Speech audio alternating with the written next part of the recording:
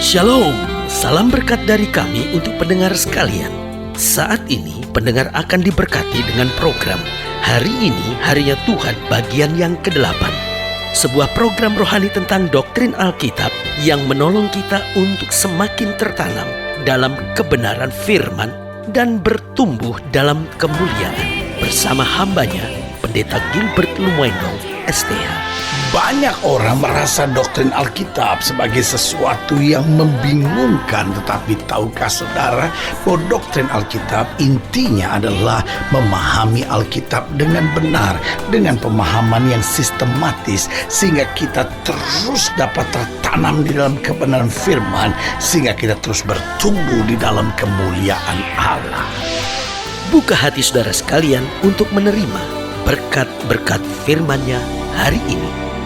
Kehidupan Kristen dimulai dari kesadaran akan panggilan, karena Alkitab tegas berkata bahwa bukan kamu yang memilih aku, tetapi akulah yang memilih kamu. Berarti dari mulanya Allah memilih kita. Nah, setelah Allah memilih kita, Allah memanggil kita. Kenapa Allah memanggil kita? Karena setelah Allah memilih, Allah menguduskan kita. Nah, dikuduskannya kita, kemudian dipanggilnya kita. Nah, setelah kita dipanggil, jadi prosesnya mulai dari Allah memilih kita, lalu kemudian Allah memanggil kita. Maka kemudian Allah memperlengkapi hidup kita. Diberikannya kuasa, diberikannya wibawa, diberikannya kemuliaan, bahkan diberikannya pengalaman-pengalaman mujizat. Sehingga kita boleh menjadi saksi Tuhan, sehingga kita boleh menjadi berkat bagi orang lain, sehingga lewat hidup kita nama Tuhan dipermuliakan. Tetapi seringkali persoalannya kita masih pusing dengan kebanggaan akan diri kita sendiri.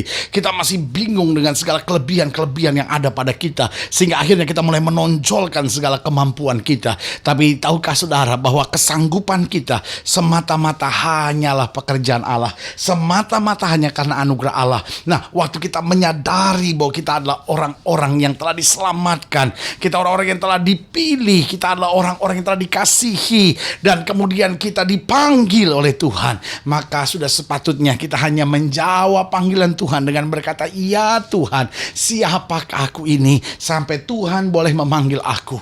Maka aku akan mengerjakan yang terbaik yang aku bisa berikan, karena semua dari Kristus, hanya oleh Kristus, dan bagi kemuliaan Kristus segala sesuatu boleh jadi." Nah, orang-orang yang menyadari panggilan seperti ini akan menjadi orang-orang yang tidak sombong, akan menjadi orang-orang yang bekerja keras, akan menjadi orang-orang yang siap berkorban, dan akan menjadi orang-orang yang setia sampai pada akhirnya. Karena orang yang setia sampai pada akhirnya, itulah yang akan merebut mahkota kemuliaan kekal sampai selama-lamanya. Haleluya. Selamat datang dalam program kita hari ini, Harinya Tuhan, sebuah program rohani yang kembali mengingatkan kepada kita betapa pentingnya kita menjadikan firman Tuhan sebagai dasar keseharian hidup kita. Karena selama kita menjadikan firman Tuhan sebagai dasar keseharian hidup kita, langkah-langkah ke depan kita menjadi langkah-langkah yang penuh dengan kemenangan, kepastian, mujizat, dan perkara-perkara yang besar. Haleluya. Dan dalam program ini kita sedang membahas tentang panggilan pelayanan, karena kita menyadari bahwa tidak semua kita dipanggil untuk menjadi pendeta, tetapi setiap kita harus menyadari bahwa kita dipanggil untuk terlibat langsung dalam pelayanan. Karena Yesus jelas berkata bahwa anak manusia datang bukan untuk dilayani, tetapi anak manusia datang untuk melayani. Berarti setiap kita, waktu kita diselamatkan, kita adalah pelayan-pelayan Kristus yang harus jadi berkat buat jiwa-jiwa. Makanya Alkitab berkata, kamu adalah terang dunia. Makanya Alkitab berkata, kamu adalah saksiku untuk memberitakan Injil ke seluruh dunia. Berarti setiap kita harus menjadi pelayan-pelayan Kristus bagi kemuliaan namanya. Nah, di dalam 2 Timotius pasal yang keempat, itu pembahasan kita dalam program ini. Dalam 2 Timotius pasal yang keempat, ayat yang pertama sampai ayat yang ke-8, demikian firman Tuhan. 2 Timotius pasal yang keempat, ayat yang pertama sampai ayat yang ke-8, demikian firman Tuhan. Di hadapan Allah dan Kristus Yesus yang akan menghakimi orang yang hidup dan yang mati, aku berpesan dengan sungguh-sungguh kepadamu demi pernyataannya dan demi kerajaannya, beritakanlah firman. Siap sedialah, baik atau tidak baik waktunya. Nyatakanlah apa yang salah, tegurlah dan nasihatilah dengan segala kesabaran dan pengajaran. Karena akan datang waktunya orang tidak dapat lagi menerima ajaran sehat, tapi mereka akan mengumpulkan guru-guru menurut kehendaknya untuk memuaskan memalingkan keinginan telinganya. Mereka memalingkan telinganya dari kebenaran dan membukanya bagi dongeng. Tetapi kuasailah dirimu dalam segala hal, sabarlah menderita, lakukanlah pekerjaan pemberita Injil, dan tunaikanlah tugas pelayananmu. Mengenai diriku, darahku sudah mulai dicurahkan sebagai persembahan, dan saat kematianku sudah dekat. Aku telah mengakhiri pertandingan yang baik, aku telah mencapai garis akhir, dan aku telah memelihara iman. Sekarang, kata Paulus, telah tersedia bagiku mahkota kebenaran yang akan dikaruniakan kepadaku oleh Tuhan, hakim yang adil pada harinya. Tetapi bukan hanya kepadaku, melainkan juga kepada semua orang, haleluya, yang merindukan kedatangannya. Semua orang, termasuk saudara dan saya, haleluya. Nah, saudaraku yang kasih dalam Tuhan, dari ayat-ayat bacaan ini kita bisa melihat judul perikop ini, yaitu penuhilah panggilan pelayananmu. Nah, berarti setiap kita punya tugas pelayanan. Nah, pertanyaannya, bagaimana kita menyadari panggilan pelayanan itu? Bagaimana kita menanggapi panggilan pelayanan itu? Apa yang harus kita buat dalam panggilan pelayanan itu? Nah, saya pelajari dalam ayat-ayat bacaan ini, Paulus secara rinci menjelaskan kepada Timotius, seorang hamba Tuhan yang muda, yang merupakan anak rohani dari Paulus ini, tentang panggilan pelayanannya. Yang pertama dijelaskan pada ayat yang pertama, dikatakan, di hadapan Allah dan Kristus Yesus yang akan menghakimi orang yang hidup dan mati, aku berpesan dengan sungguh-sungguh kepadamu demi penyataannya dan demi kerajaannya. Berarti Paulus mulai dulu dengan pernyataan bahwa Kristus Yesus akan menghakimi orang yang hidup dan yang mati. Berarti yang pertama bicara tentang panggilan pelayanan, kita harus menyadari Kristus yang akan menjadi hakim. Kita bukan ada dalam pelayanan untuk menyenangkan hati orang. Persoalannya, ada banyak orang yang melayani hanya untuk mencari muka. Sehingga kalau dia dipuji orang, dia semangat. Tapi kalau dia dikritik orang, dia kecewa. Bahkan belum lagi kalau dia diomongin orang, dia bisa mundur dalam pelayanannya. Tapi sebagai hamba Allah, saya mau ingatkan bahwa yang menjadi hakim adalah Kristus. Nah, kalau kita menyadari bahwa yang menjadi hakim adalah Kristus, yang paling penting adalah kita benar di hadapan Allah. Nah, ada banyak orang yang misalnya contohnya sederhana, suaminya belum bertobat, lalu dia mau melayani. Oh, segereja mulai ngomongin, oh dia pelayanan. Lakinya dulu dong. Ya kan? Ada orang yang anaknya mungkin terlibat narkoba, lalu dia melayani Tuhan. Lalu dengan perih hatinya. Kenapa? Karena banyak orang di gereja mulai ngomong, melayani. Keluarganya sendiri nggak benar. Yerusalemnya sendiri tuh buktinya terlibat dengan narkoba. Nah, saudaraku yang kasih dalam Tuhan, kalau kita memang nggak menjadi saksi Tuhan sehingga anak kita terlibat narkoba, kita nggak menjadi saksi Tuhan sehingga suami kita masih belum bertobat, lalu kita udah melayani, itu memang salah. Tapi kalau kita sudah sungguh-sungguh menjadi saksi Tuhan, tetapi masih ada duri dalam daging dalam hidup keluarga kita yang belum selesai, saudaraku yang kasih dalam Tuhan, sebagai hamba Allah, saya mau ingatkan buat saudara, jangan kecewa, jangan putus asa. Yang menjadi hakim bukan siapapun, bukan orang di sekitarmu, bukan rekan pelayananmu, tapi Kristus Yesus sendiri. Karena itu mari kita perhatikan, pikirkan hanya apa yang menyenangkan buat Kristus, itu yang paling penting. Yang kedua saya pelajari, kalau kita bicara tentang panggilan pelayanan, maka kita lihat ayat yang kedua, dikatakan beritakanlah firman, siap sedialah baik atau tidak baik waktunya, nyatakanlah apa yang salah, tegurlah dan nasihatilah dengan segala kesabaran dan pengajaran.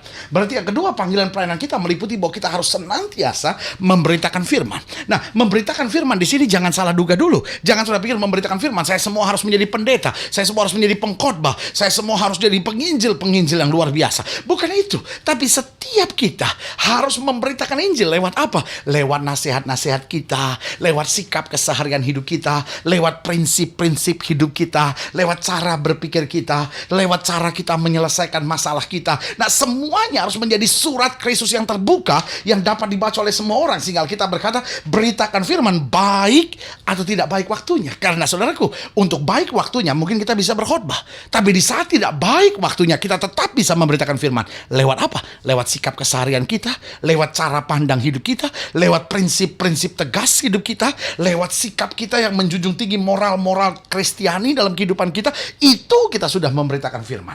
Yang ketiga, bagaimana panggilan pelayanan kita? Coba lihat ayat yang kelima, dikatakan, tetapi kuasai dirimu dalam segala hal, sabarlah menderita, lakukanlah pekerjaan pemberita Injil, dan tunaikanlah tugas pelayananmu. Jadi yang ketiga, panggilan pelayanan ini juga meliputi menguasai diri dalam segala hal.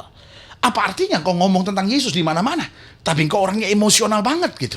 Apa artinya kau ngomong tentang Yesus di mana-mana, tapi nggak boleh suamimu salah sedikit kau bentak-bentak, kau maki-maki, nggak boleh istrimu salah ngomong sedikit, lalu kau dengan kata-kata yang kasar menghadapinya. Saudaraku yang kasih dalam Tuhan, kita nggak bisa menguasai diri. Ini nggak benar, karena memenuhi panggilan pelayanan juga berarti kita menguasai diri dalam segala hal, terhadap rekan kerja misalnya, terhadap anak buah misalnya, terhadap pimpinan misalnya, dalam saat-saat stres misalnya, dalam saat-saat yang terjepit. Jangan bilang, "Loh, saya lagi stres, so makanya saya begitu," gitu. Nah, jangan, kita harus kuasai diri. Biarkan daging kita ditundukkan oleh kuasa Roh Kudus, dan hidup kita senantiasa dipimpin oleh kuasanya. Haleluya. Yang keenam, coba lihat apa yang termasuk panggilan pelayanan itu. Coba lihat ayat yang ke-6. Mengenai diriku, darahku sudah mulai dicurahkan sebagai persembahan, dan saat kematianku sudah dekat. Paulus bicara tentang bahkan darahku telah tercurah. Berarti yang keempat, panggilan pelayanan juga merupakan kesiapan untuk berkorban.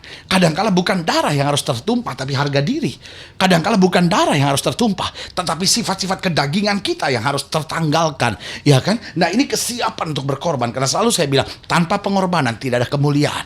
Harus berani berkorban sampai kita dibentuk sedemikian rupa sama Tuhan, sehingga hal-hal yang gak berguna dalam hidup kita ditanggalkan, sehingga hanya hal-hal yang memuliakan Kristus yang boleh ada dalam hidup kita. Haleluya. Dan yang kelima yang merupakan panggilan pelayanan, coba lihat ayat yang ke-7 dan ke-8. Dikatakan, aku telah mengakhiri pertandingan yang baik, aku telah mencapai garis akhir, dan aku telah memelihara iman.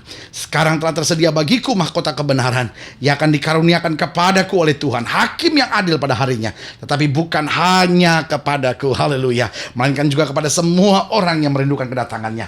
Berarti bicara tentang panggilan pelayanan yang terakhir, yang kelima, kita harus bertahan sampai akhirnya. Saudaraku yang kasih dalam Tuhan, banyak orang semangat di awalnya untuk melayani Tuhan, tetapi kemudian makin hari makin lemah, makin hari makin kehilangan semangat. Tapi sekali lagi saya mau ingatkan bahwa dalam melayani Tuhan kita harus bertahan sampai akhir. Api harus menyala semakin besar, air harus mengalir lebih banyak. Oh, semangat kita harus makin menyala-nyala, sehingga makin hari kita makin menjadi serupa dengan Kristus. Ada 5 panggilan penting dalam pelayanan kita, itu menyadari Kristus yang akan menjadi hakim, senantiasa memberitakan firman dimanapun kita berada, kuasai diri dalam segala hal, kesiapan untuk berkorban, dan akhirnya bertahan sampai pada akhirnya. Haleluya. Kalau saya ingin dilayani lebih jauh, hubungi kami melalui telepon, hubungi kami melalui surat, kunjungi website kami, karena kami ada untuk membawa Bapak Ibu Saudara senantiasa lebih dekat pada Tuhan dan mengalami kasih kuasa mujizat yang luar biasa. Haleluya. Secara khusus melalui program ini saya juga mau berdoa buat setiap Bapak Ibu Saudara sekalian yang sakit, yang berbeban berat, yang sedang dalam pergumulan, atau yang selama ini gak pernah peduli dengan panggilan pelayanan. Lalu saudara ingin didoakan secara khusus, saudara boleh taruh tangan kanan saudara di dada, dan kita akan berdoa. Mari kita berdoa. Bapa, dalam nama Yesus, secara khusus hamba doa buat setiap pendengar sekalian, mereka yang sakit, mereka yang berbeban berat, mereka yang sedang menghadapi masa-masa yang sukar, mereka yang sedang mengalami tekanan, atau mereka yang kehilangan semangat dalam panggilan pelayanannya. Bapak, hamba berdoa di dalam nama Yesus, Tuhan jamah, Tuhan bangkitkan, Tuhan bawa kami kembali untuk masuk dalam kuasa kemuliaan-Mu, sehingga perkara-perkara yang dahsyat dan luar biasa boleh terjadi, mujizat demi mujizat boleh terjadi, dan hari ini kembali kami melihat kuasa Tuhan nyata atas hidup kami. Di dalam nama Yesus kami berdoa. Haleluya. Amin. Saudaraku yang kasih dalam Tuhan, kita sudah berdoa. Ingat, Allah tidak pernah lalai menepati janjinya. Inilah saatnya buat kita untuk bangkit bersemangat, bersuka cita dalam menghadapi segala perkara. Karena kita tahu Yesus tidak pernah gagal. Dia berikan yang terbaik buat anak-anaknya. Dia tidak pernah mengecewakan orang yang berseru kepadanya. Doa saya menyertai saudara sampai berjumpa pada program berikut. Dan jangan lupa, jadikan hari ini harinya Tuhan. Haleluya.